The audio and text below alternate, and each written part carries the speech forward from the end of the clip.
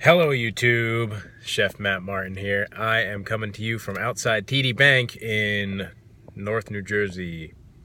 I am just coming on today to discuss a little bit about how to get started on the ketogenic diet. If you guys don't know who I am yet, I am a chef, a keto chef. I've been working in the professional food industry on and off for the last decade, and I have most recently started the ketogenic diet for myself, for my health.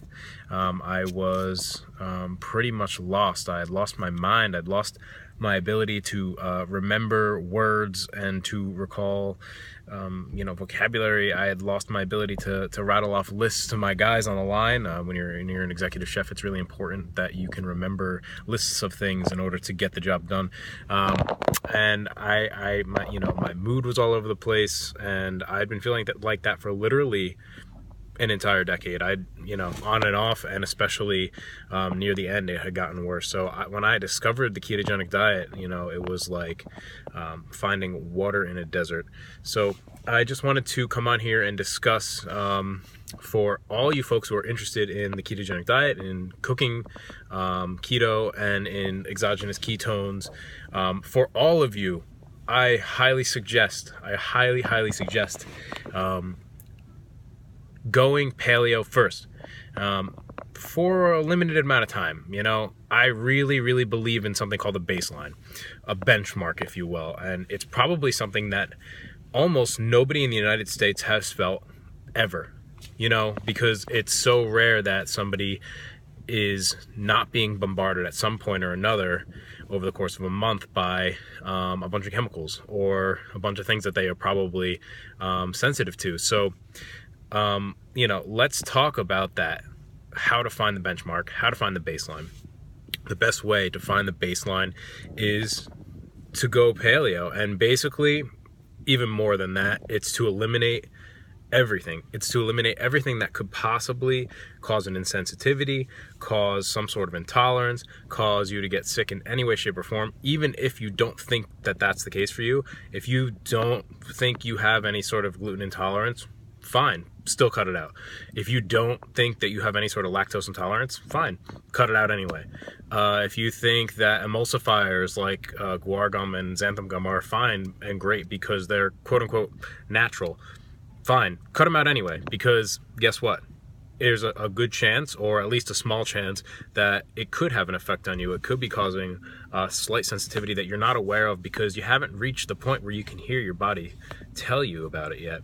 Because everybody in this country, for the most part, I can't speak for everybody and I won't try to, but for the most part, I do believe that most people in this country are not hearing themselves. We're not able to hear our bodies scream when they want to because we're just being clouded out by all the chemicals, by all the sugar.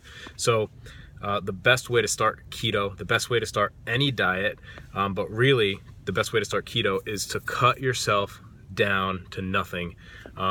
Get down to a medium carb, medium protein, medium fat diet, which actually for most people is going to require considerably more fat. And it's good to start eating more fats because fats are so essential to feeling good, to having less anxiety, to having less depression, to having a good cognitive function.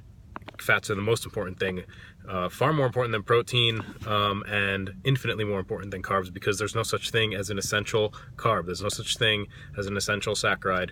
I'm not going to get into why you should do keto if you're here and you're here because you are doing some other diet, but you're interested in exogenous ketones.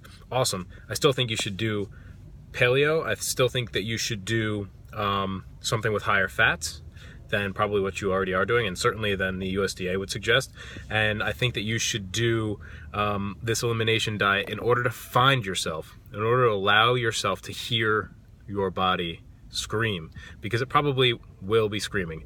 Go 30 days without any gums, emulsifiers, any dairy, any antibiotics, any hormones.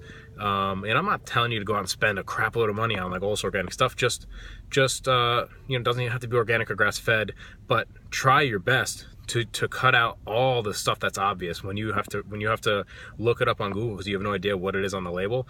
Cut it out. Just cut it out for 30 days. And after that 30 days, try to titrate up. add some milk in and see what happens, and see how you actually feel, and be honest with yourself. Add in something with guar gum or xanthan gum in it, or polysorbate 20 in it. See how you feel. If it makes you feel cloudy and shitty, then it's just, then now because you'll never will have felt that if you didn't do this kind of baseline search diet, elimination kind of diet.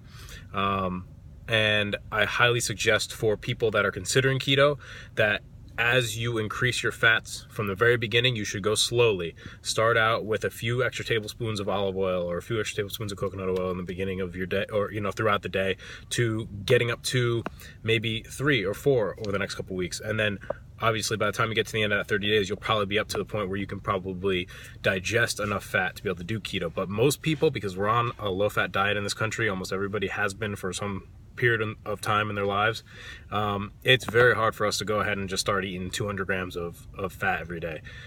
Really hard, because you'll probably not be able to digest most of it, and you'll just get sick. Your body's not used to producing those enzymes and producing the cofactors to utilize all of that fat. So that's part of why you need to take this all slow, part of why it's important not to just dive into ketogenic dieting, and part of why you really need to treat yourself, nicely. Treat yourself with respect and go slow and eliminate all the crap and give yourself a chance to find yourself, to find your baseline. And if you're doing ketones, that's no excuse not to treat yourself right, not to eat right, and not to do all of what I just said before. That being said, the ketones will make it easier to adjust to a ketogenic diet, for obvious reasons. You're not going to have the withdrawal from the sugar that you would normally have, because your brain's going to have an alternate substrate to find energy and to use energy right off the bat. Whereas if you're not using exogenous ketones, your brain's going to struggle for 7 to 10 days, maybe more. For me, it was 14 days or so before my brain started feeling remotely normal again. And I'm not talking about the cloudiness of the brain fog. I'm just talking about having enough energy to think. Because I was so used to having sugar in my diet that, the ketones that my body was producing at the low levels it was producing in the beginning of keto just weren't enough. So I wish I'd had the exogenous ketones to start, now that I know what they do. But like I said, just having exogenous ketones is not an excuse not to find your baseline. It's not an excuse not to do what's right for yourself and not to treat yourself with respect. So guys, thanks so much. Anybody who's interested in finding some free recipes from me, check out the link below. Anybody who's interested in finding out more about exogenous ketones, check the link below. All right, thank you guys. Bye.